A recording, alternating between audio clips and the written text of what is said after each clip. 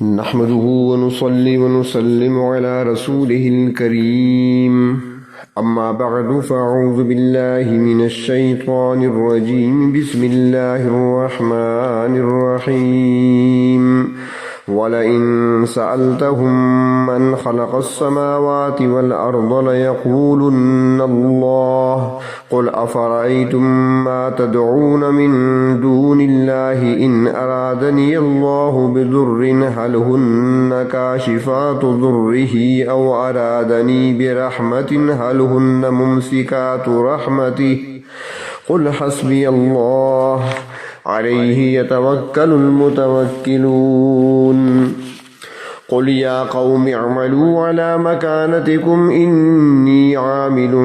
فسوف تعلمون من يأتيه عذاب يخزيه ويحل عليه عذاب مقيم إنا أنزلنا عليك الكتاب للناس بالحق فمن اهتدى فلنفسه ومن ضل فإنما يضل عليها وما أنت عليهم بوكيل صدق الله مولانا العظيم اللهم صل على سيدنا محمد وعلى آل سيدنا محمد وبارك وسلم سورۃ الزمر کی آیت نمبر 38 تا آیت نمبر 41 ارشاد فرمایا وَلَئِن سَأَلْتَهُم مَّنْ خَلَقَ السَّمَاوَاتِ وَالْأَرْضَ اگر آپ ان سے پوچھیں کہ آسمانوں اور زمین کو کس نے پیدا کیا تو یقینی طور پر یہ کہیں گے لَيَقُولُنَّ اللَّهُ تو یہ کہیں گے کہ اللہ ہی نے ان کو پیدا کیا ہے۔ تو جب ہر چیز کے خالق اللہ تبارک و تعالی ہیں، ہر چیز کو اللہ تعالی نے پیدا فرمایا ہے، تو فرمایا کہ پھر تم اس ذات کے ساتھ دوسروں کو شریک کیوں بناتے ہو؟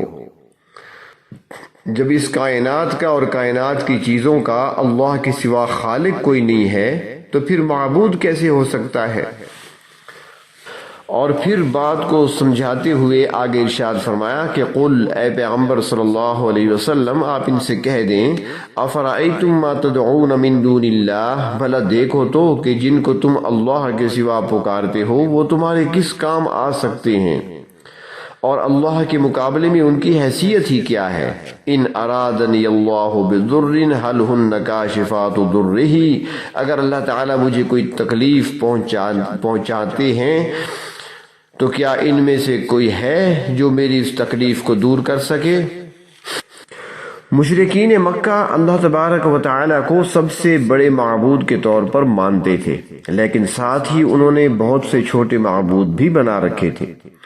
تو اس آیت میں ان کے اسی عقیدے کے مطابق ایک منطقی انداز سے سوال کیا گیا ہے کہ اگر تمہارے بڑے معبود یعنی اللہ تعالیٰ کسی معاملے میں کوئی فیصلہ کر لیں تو اس کے بعد کیا اللہ تبارک و تعالیٰ کا حکم چلتا ہے یا اس کے مقابلے میں تمہارے چھوٹے معبود بھی اپنی من مرضی کر سکتے ہیں؟ اور اگر بالفرض اللہ نے میرے لیے کسی ضرر کا، نقصان کا، تکلیف کا فیصلہ کر لیا ہے تو کیا تمہارے یہ معبود اللہ کے اس فیصلے کے آڑے آ سکتے ہیں؟ او ارادنی برحمت هل ہن ممسکات رحمتی یا اگر اللہ تعالیٰ مجھ پر اپنی کوئی مہربانی کرنا چاہیں تو کیا یہ تمہارے معبود اللہ تبارک و تعالیٰ کی اس رحمت کو روکنے پر قادر ہیں؟ تو ان دونوں سوالوں کا جواب نفی میں ہی آئے گا۔ نہ کوئی اللہ کی بھیجی ہوئی مصیبت کو دور کر سکتا ہے اور نہ ہی اللہ تبارک و تعالیٰ کی رحمت کے راستے میں کوئی رکاوٹ بن سکتا ہے۔ اگر ایسا ہی ہے اور یقیناً ایسا ہے تو پھر دوسروں کی عبادت کیوں کی جائے؟ پھر دوسروں کو معبود کیسے بنا لیا گیا؟ حضرت عبداللہ ابن عباس رضی اللہ تعالی عنہما کی روایت میں آتا ہے کہ نبی اکرم صلی اللہ علیہ وسلم نے ان کو نصیحت فرمائی تھی کہ احفظ یحفظک اللہ، تم دل میں اللہ کا خیال کرو، اللہ تبارک و تعالی تمہاری حفاظت فرمائیں گے۔ تم اللہ کو یاد رکھو، تجدہ تجاہک، اپنے سامنے اسے پاؤ گے۔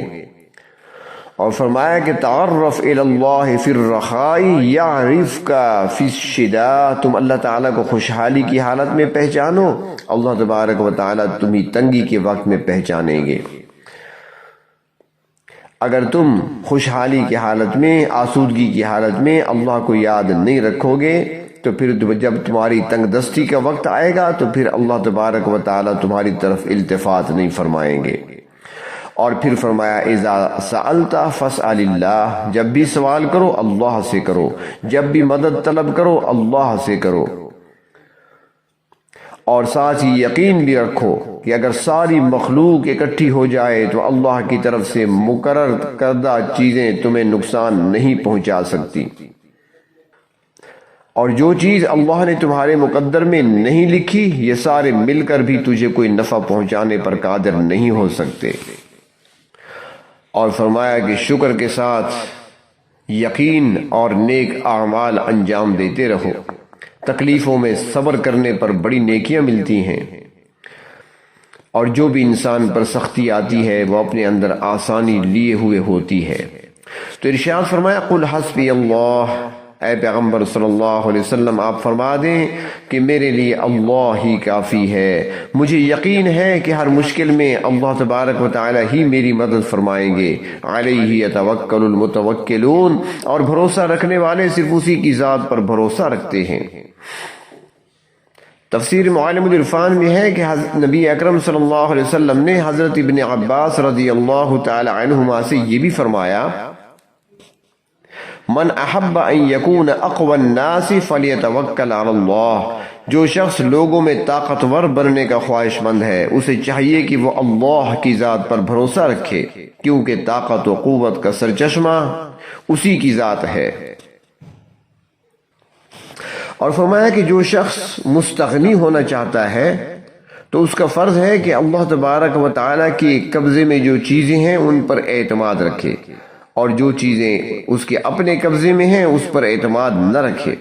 اور جو شخص چاہتا ہے کہ اسے لوگوں میں عزت حاصل ہو تو اس کو چاہیے کہ وہ اللہ سے ڈرتا رہے۔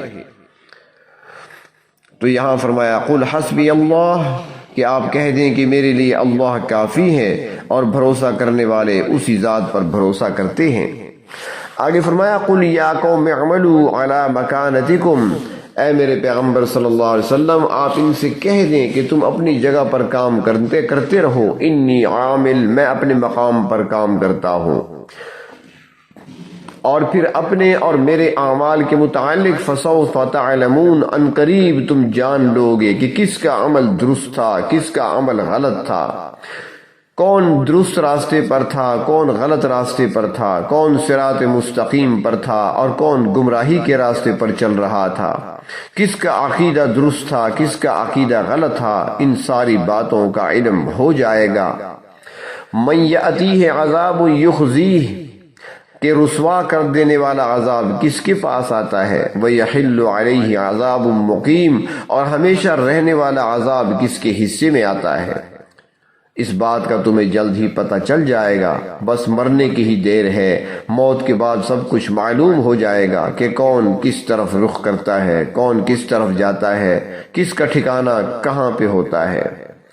اللہ کی پکڑ میں کون آتا ہے، اور اللہ تبارک و تعالیٰ کے انعامات کس کے حصے میں آتے ہیں۔ تو فرمایا کہ آنے والے اس وقت کا تم انتظار کرو۔ آگے ارشاد فرمایا انا انزلنا علیک الکتاب للناس بالحق، بے شک ہم نے یہ کتاب لوگوں کے لیے آپ پر حق کے ساتھ نازل فرمائی ہے۔ یہ ایسی کتاب ہے کہ اس میں لوگوں کے لیے، انسانیت کے لیے ہدایت بھی ہے اور فائدہ بھی ہے۔ یہ کتاب عرب قوم میں نازل ہو رہی تھی تو عربی زبان میں ہی نازل فرمایا اسے، تاکہ لوگ اچھے طریقے سے اس کو سمجھ بھی سکیں اور اس پر عمل پیرا ہو کر اللہ کے ہاں سرخ روح ہو سکیں۔ اب جو اس کتاب کو دیکھتے ہیں اور سمجھتے ہیں اور سمجھنے کی کوشش کرتے ہیں تو وہ لوگ فائدے میں رہتے ہیں۔ اور فرمایا یہاں پر کہ فائدہ کس کو ہونا ہے، فَمَنِ اهْتَدَىٰ فَلِنَفْسِهِ، جس نے اس کتاب کے ذریعے ہدایت پا لی اور وہ راہ راست پر چل نکلا تو یہ اس کے اپنے ہی فائدے کے لیے ہے، اس کو ترقی نصیب ہوگی، وہ اللہ کا قرب حاصل کر سکے گا، وہ آخرت میں سزا سے بچ جائے گا، اللہ تبارک و تعالیٰ کے انعامات کو حاصل کر سکے گا، دنیا کی زندگی میں بھی وہ عزت کی زندگی گزارے گا اور آخرت میں بھی اللہ تبارک و تعالیٰ کی طرف سے اس کو نوازا جائے گا۔ اور دوسرا فرمایا ومن ضل، اور جو شخص گمراہ ہو گیا، جو اپنے صحیح راستے سے بھٹک گیا، اس نے توحید کو اختیار کرنے کی بجائے شرک اور کفر کو اختیار کیا، نیکی کمانے کی بجائے برائی کے راستے کو اختیار کیا، اللہ کے احکامات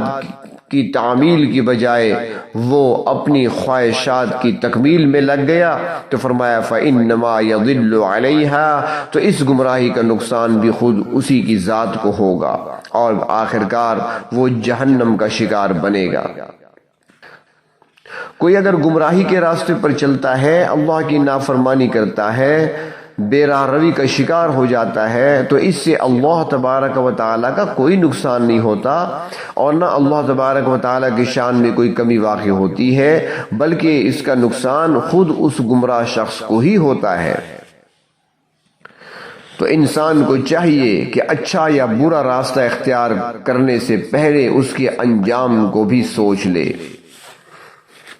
اگر لوگ ہدایت کے راستے کی طرف نہیں آتے اور گمراہی کے راستے کا انتخاب ہی کر بیٹھتے ہیں اور گمراہی کے راستے پر چلتے ہیں، تو کیا نبی اکرم صلی اللہ علیہ وسلم کی ذات پر اس کا اثر پڑ سکتا ہے؟ تو اللہ تبارک و تعالی نے فرمایا وَمَا أَنْتَ عَلَيْهِمْ بِوَكِيلٍ، آپ ان پر کوئی ذمہ دار تو نہیں ہیں کہ ان کو ضرور آپ نے جنت میں پہنچانا ہے، بلکہ آپ کا کام اللہ تبارک و تعالی کی طرف سے جو پیغام دیا گیا ہے وہ پیغام ان تک پہنچانا ہے۔ سورۃ مائدہ میں فرمایا ما علی الرسول الا البلاغ، اب وہ مانے یا نہ مانے یہ ان کا کام ہے، جو مانیں گے تو بھی ان کا فائدہ، نہ مانیں گے تو نقصان ان کا، ان کے اعمال ہیں تو وہ اپنے اعمال کے خود ہی ذمہ دار ہیں۔ اگر یہ لوگ ضد پر ڈٹے رہے، ہٹ دھرمی پر قائم رہے اور انکار ہی کرتے رہے تو پھر ان کا ٹھکانہ جہنم ہوگا۔ اور سورۃ بقرہ میں فرمایا وَلَا تُسْأَلُ عَنْ أَصْحَابِ الْجَحِيمِ، اس کے متعلق آپ سے نہیں پوچھا جائے گا، آپ سے باز پرس نہیں ہوگی، بلکہ خود ان سے سوال کیا جائے گا کہ تم جہنم میں کیوں آئے ہو۔ تو پھر وہاں پر وہ جواب خود دیں گے کہ ہم نے توحید کا انکار کیا تھا، ہم نے نماز نہیں پڑھی تھی، ہم نے حقوق ادا نہیں کیے تھے، قیامت کے دن کا ہم نے انکار کر دیا تھا، اللہ تبارک و تعالیٰ کی نازل کردہ کتاب کو ہم نے جھٹلایا، اللہ کے نبی کی بات کو ہم نے نہیں مانا۔ وہاں پر یہ خود اقرار کریں گے اپنے جرائم کا۔